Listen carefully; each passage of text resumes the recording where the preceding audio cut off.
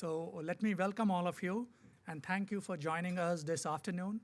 For those of you who do not know me, I'm Rao Govindaraju, head of the School of Civil Engineering. I go by GS. First, I would like to thank Dr. Mayman Powers for his absolutely wonderful and amazing, inspiring lecture earlier this morning. If Dr. Powers would be so kind to stand for a moment.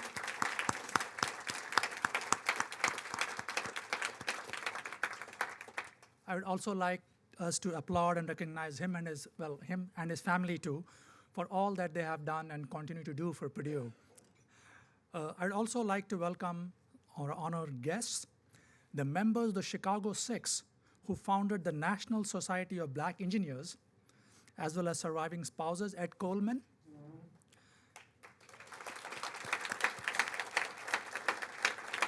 George Smith Jr.,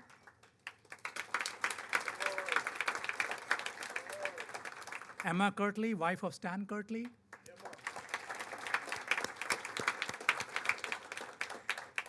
and Marilyn Logan, wife of John Logan.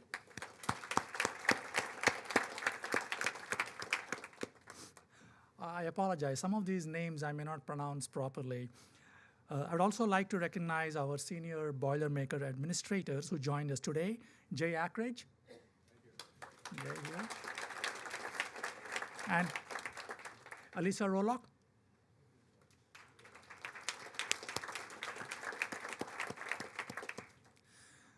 Today, we celebrate Purdue University's giant leaps throughout its historic 150 years, as well as those individuals who took the first steps that led us to where we are now and inspire us to keep moving forward.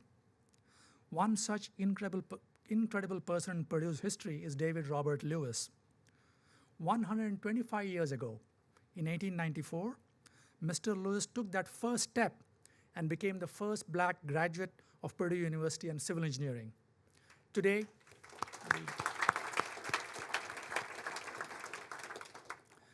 we honor the man whose first historic steps on campus set the stage for countless future graduates to take their own giant leaps. Mr. Lewis was not just a trailblazer here at Purdue. In his hometown of Greensburg, Indiana, he was Greensburg High School's first Black graduate as well. In the following decades, Mr. Lewis would go on to champion both the advancement of engineering education and civil rights. After earning his bachelor's degree at Purdue, Mr. Lewis became an educator himself, teaching mechanical drawing in Virginia, where he inspired future engineers. In a letter he wrote to one of his peers, Mr. Lewis emphasized the importance of engaging and inspiring students, writing, "To make each one think, to make him self-reliant, to feel the responsibility of his own effort is a constant aim and endeavor." Mr. Lewis's words continue to hold true today, as we too at Purdue seek to not only educate our students, but prepare them to be worldwide leaders and educators. Speaking of educators, much of what we know about Mr. Lewis is thanks to Professors Ron and Ruth Wukash. Without them and their extensive research done in 2000, we likely would know very little about this man even to this day. So please join me in thanking the Wukashes for their incredible work.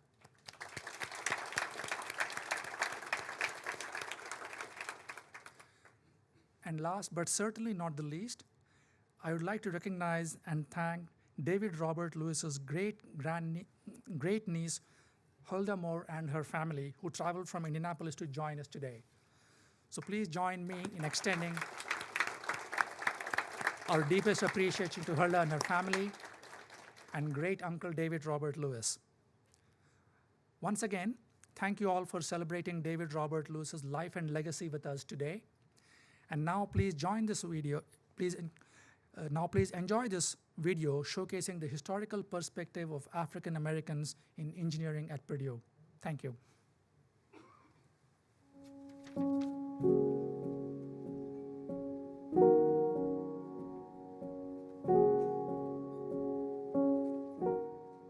David Robert Lewis was a trailblazer. He graduated in 1894, and if you can imagine, that was just one generation removed from slavery. Purdue University produced its first African-American graduate.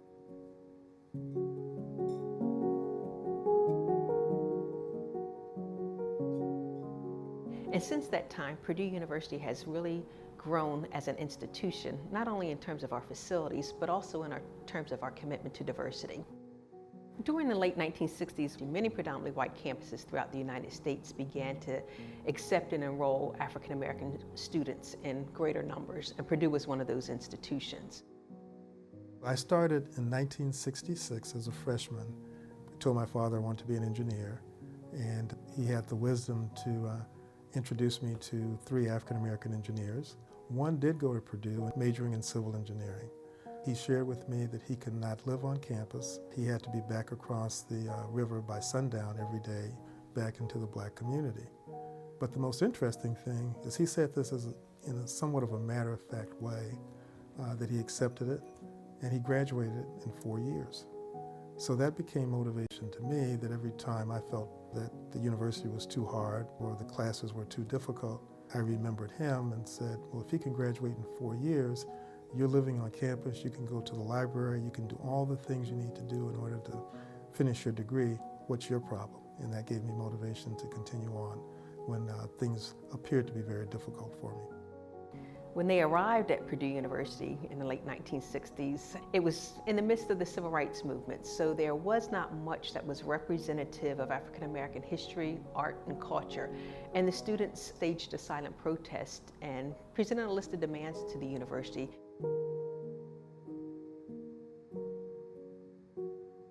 And that's how the Black Cultural Center was founded here. A group of 6 young men from Chicago, Illinois, actually held their meetings here at the Black Cultural Center, the old Black Cultural Center, and decided to start an organization, nationwide organization, to uplift and empower African American students who are studying engineering. I could see the difference in performance with some of the minority students. The graduation rates were low, the retention rates were low, the actual matriculation rates were low. There were very few students on campus, and as I had an opportunity to visit other campuses, I could see that was a problem that was shared. So when we got back and we kind of talked about what we were going to do about that, we decided that we had a chance to make a difference here. Those experiences gave me the idea of forming the National Society of Black Engineers.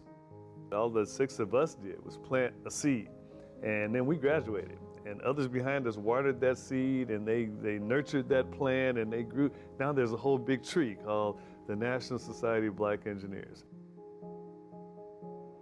When I was a student at Purdue back in the late 70s, I was really intimidated by the fact that there just weren't many people that looked like me, and I experienced a lot of anxiety about that. And I would go through campus and go to my classes. I always felt alone, and there were times when I just felt, I don't think I can do this. Maybe I should go back home.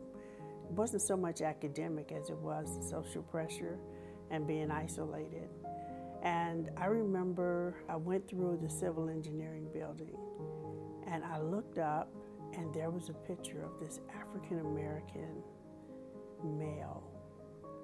And I stared at it, and I'm like, oh my God, there's a black person on the wall. Because, you know, everywhere at Purdue, any picture you see traditionally was a white person. So I wanted to know who he was.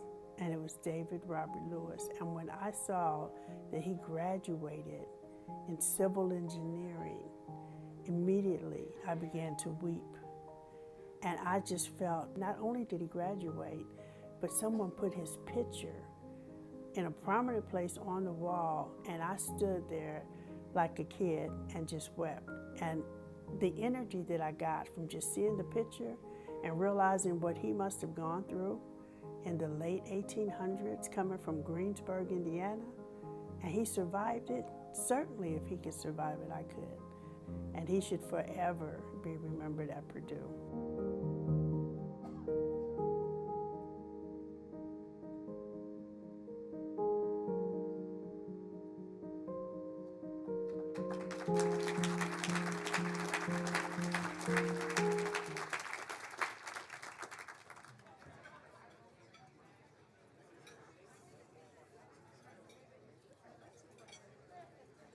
Good afternoon,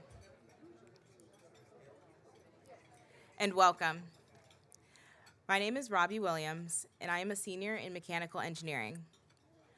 I am also the president of the founding chapter of the National Society of Black Engineers.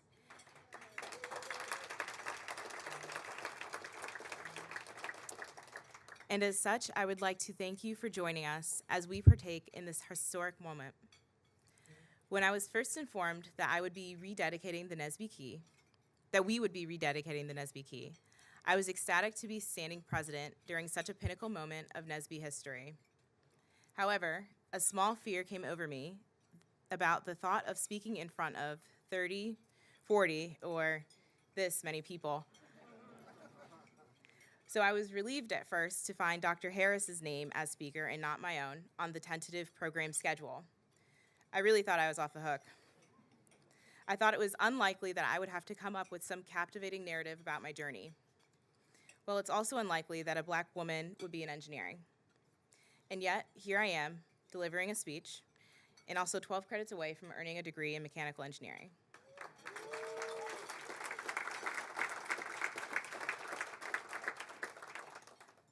Doing the unlikely has been made possible for me through a lot of different factors.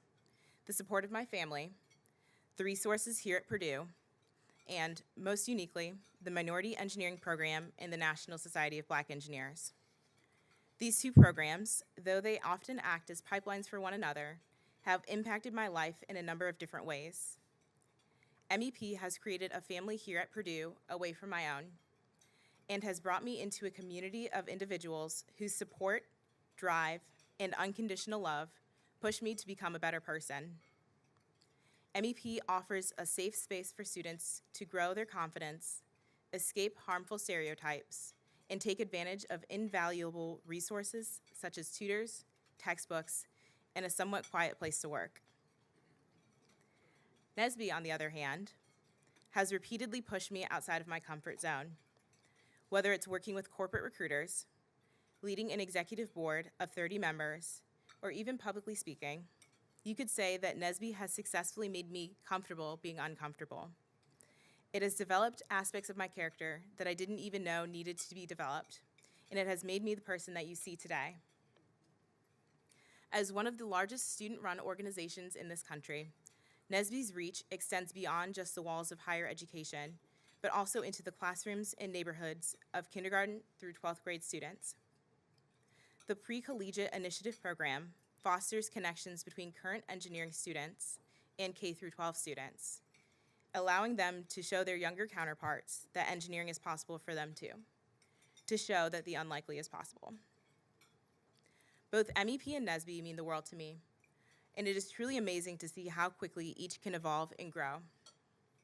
When I started at Purdue in the fall of 2015, my freshman class cohort was the largest academic boot camp class that MEP had ever hosted, and our Nesby membership was at about 70 paid members.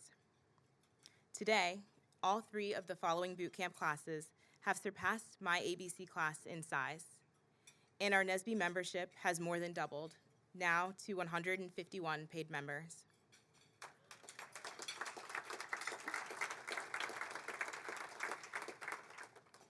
The retention rates, job placements, GPA, and professional success are just a few areas that speak volumes to the impacts of both of these organizations. I am so very grateful for the opportunities that have been provided for me through MEP and Nesby, and I will forever cherish every moment that I've had as part of these two organizations. It is truly an honor to represent Nesby here today, and it is unlikely that I will ever forget this special moment. At this time, I would like to invite the John A. Edwardson, Dean of the College of Engineering, Mung Chung, and Virginia Booth Womack, Director of MEP, to the stage to unveil a replica of the new Nesby Key, which has been moved to a new permanent spot in front of the Mechanical Engineering Building.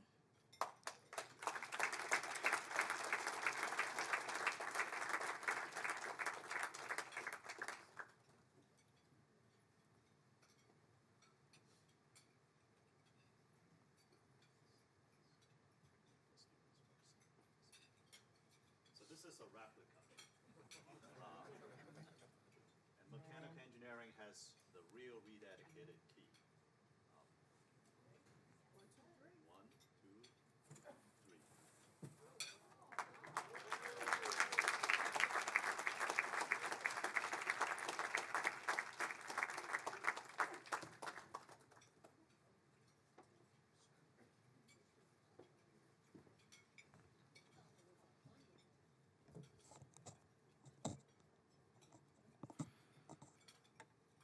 Good afternoon, everyone. My name is Meng. Thank you, Robbie. Thank you, Virginia. Rededication of the Nesby Key, a celebration of what David Robert Lewis did 125 years ago. This year, the 150th anniversary of this university, this month, the Black History Month, and this day, today, is truly a warm and historic day. Thank you so much for joining us today. Thank you.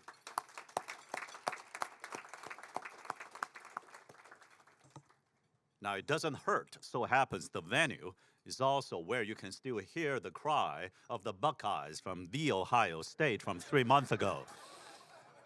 Right around there, you can still hear their crying sound propagating throughout the stadium. Today is a special day.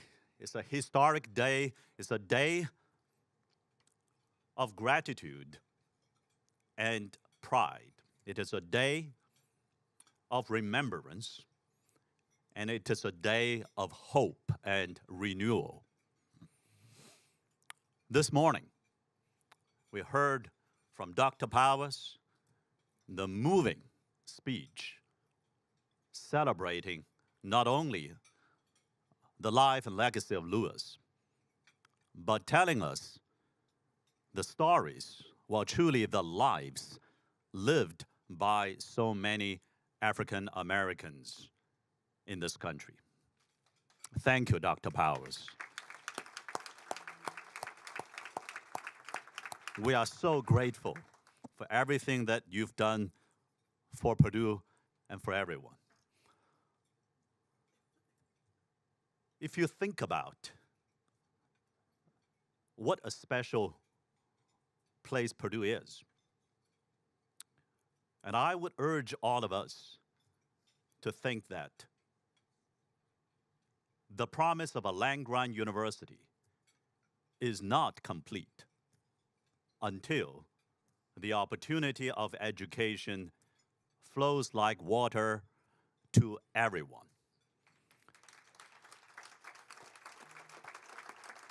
And I would urge all of us to think that the pride and passion about Purdue, as Don and Liz Thompson keep telling me, that pride and passion about Purdue is not whole until it is shared by every Boilermaker.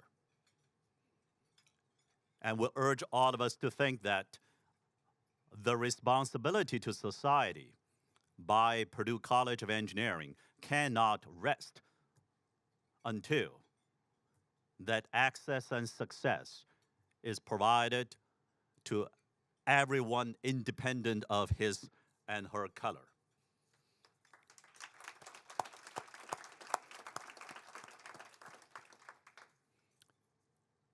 We are inspired. We're also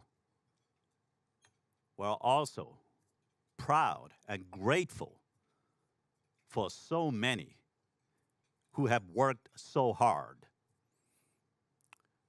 starting with David Robert Lewis, 1894,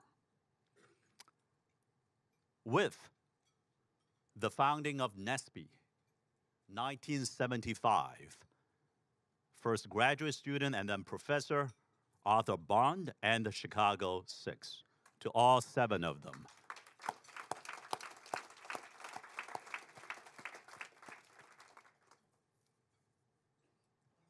We are grateful and proud of those university leaders. Dr. Powers, 15 years serving on the Board of Trustees. Thank you.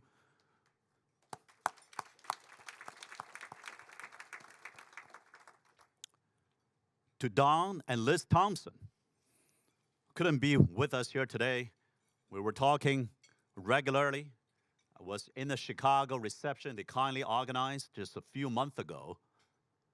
And Don is currently serving as a trustee on the board. And both he and Liz Thompson, who met each other here at Purdue Electrical Computer Engineering, all the contributions that they have made. And I'll come back to that in just a few minutes. And to Hampton, Dr. Hampton, with the name, not only a picture, but the entire building named after such a pioneer, the Hampton Hall for the Laos School of Civil Engineering.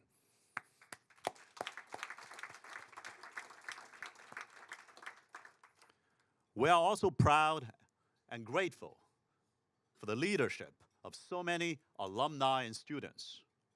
Ralph was sitting next to me earlier this morning. Viveka kindly serves on the Engineering Advisory Council. We heard from Daryl Sexton, Roby, and your parents, so proud of you, Roby, and Aaron Banks, quarterback and the first ever minority engineer to be Purdue Student Government President right now this year.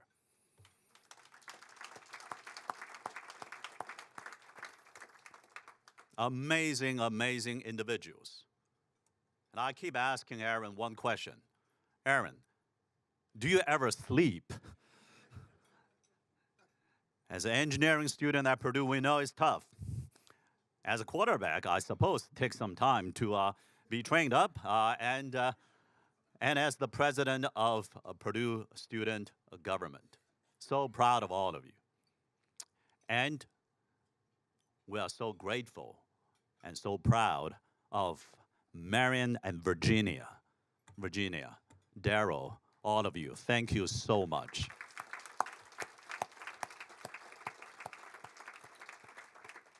And I remember our first getting together when I arrived about 18 months ago, that with you and maybe Beth as well, I think, over dinner, and you told me about the boot camp. You told me about the impact that you and your great team have made on so many. You gave them the confidence to excel, and you provided the precious opportunities. Now, some of them didn't choose to come to Purdue, as you mentioned, and that's quite fine. That's all right. That's what we are here for, is to support those young men and women, minority, African American children, to pursue their dreams in their ways. So thank you. And today is not only a day whereby we are grateful and proud and honored. It's not only a day for inspiration. It's also a day for hopes and renewal. Now, numbers are only crude approximations of individual lives. But if I might share some numbers with you, and today we have 224 African American students in just the College of Engineering at Purdue.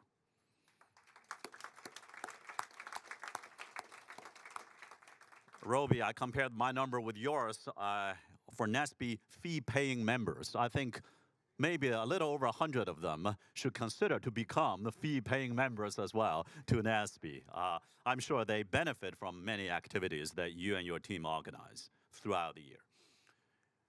But that's just one particular number. I tend to like another number even more, and that is the 5-year graduation rate. And I'm so proud to share with you this year's number.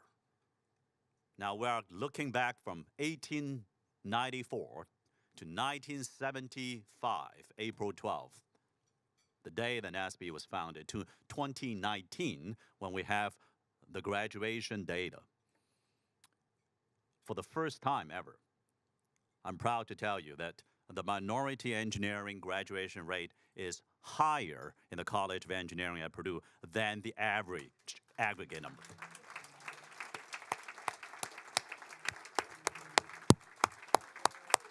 Virginia and the team, and Beth and Daryl.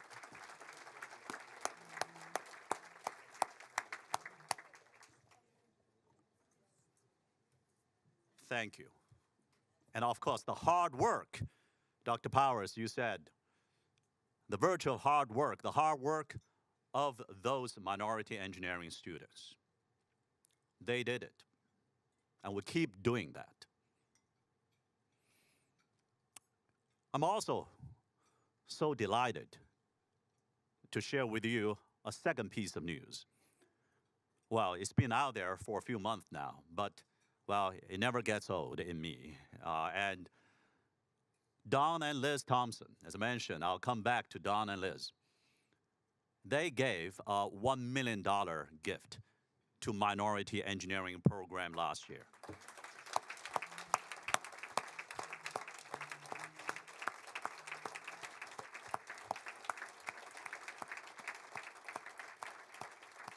And Don and Liz, I'm not saying this just because, we're videotaping this, we'll send the videotape to you in Chicago, but truly because we are so grateful. I think, Virginia and Alyssa, tell me if I'm wrong, that this is the largest ever single gift to minority engineering program in history.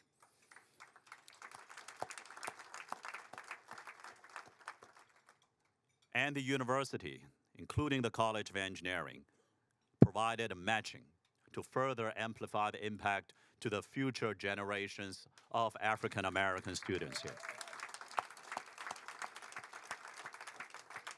Including the boot camp. Virginia, I know you love this, including the boot camps and the scholarships. And thirdly, now, in case you wonder, how many news that I want to share today? Well, I know I'm blocking you from eating your dessert, but indulge me with one more news and update. This is sweeter than the dessert, don't you think so? This is sweeter than the dessert. Indulge me with sharing one more. This is sort of fresh off the stove because we were just talking with our leadership team here in the college that I have a hope that all of the minority engineering students will have multiple job offers before they graduate. Like Robbie and your brother.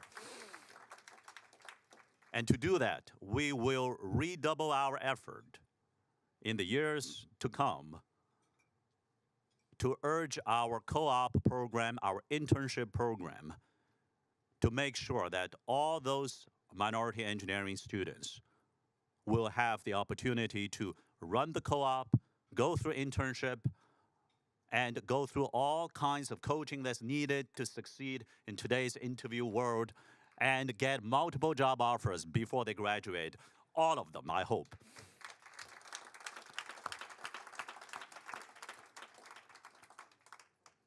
Now, just the other day, my older daughter, who's 11 years old, she came back home, and her best friend at school and also at the church that we go to is an 11-year-old, a wonderful African-American girl, Zara. And so my daughter, Novia, she told me that, Dad, at the church, me and Zara look different from the rest. And I said, Novia, that's quite all right. It is quite all right to look different. I immigrated twice in my teenage years. So throughout my growing up, I always looked a little different, talked a little different from the majority, from the rest. And that's all right. I told Novia that be proud, work hard. And Dr. Powers, that's what you said this morning. Thank you. And I want to read to you what actually is inscripted right here in this rededication of Nasby Key, moving it from what is now a blocked view spot to extremely visible, happens to be right in front of mechanical engineering. Robbie, that's not because you are mechanical engineering students. We're proud of you, but and it is prominent spot, and we want everyone walking around campus to see it. And we show it with great pride. And on it, it says the following. Well, the founder's name, Arthur Bond, Chicago 6. And then it says, to increase the number of culturally responsible black engineers.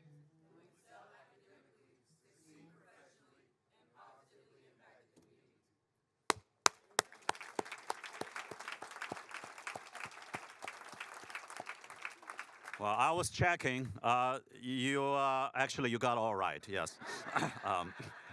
I was thinking if you missed the article somewhere.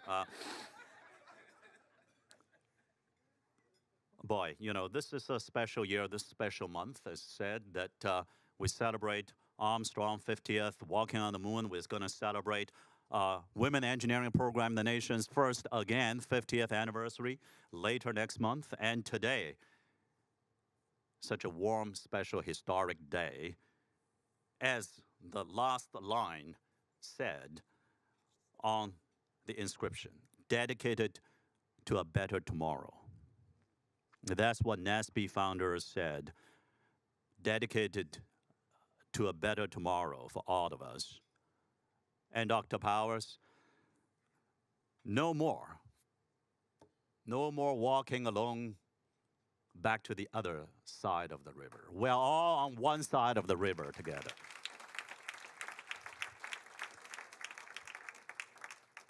No more sundown town. Every township, we work together for sunrise.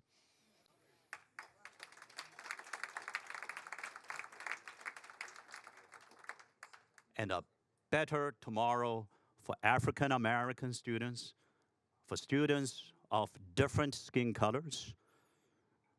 A better tomorrow, as Dr. Martin Luther King said, where you only be judged by your character. Now that will be a giant leap for all of us. Thank you so much.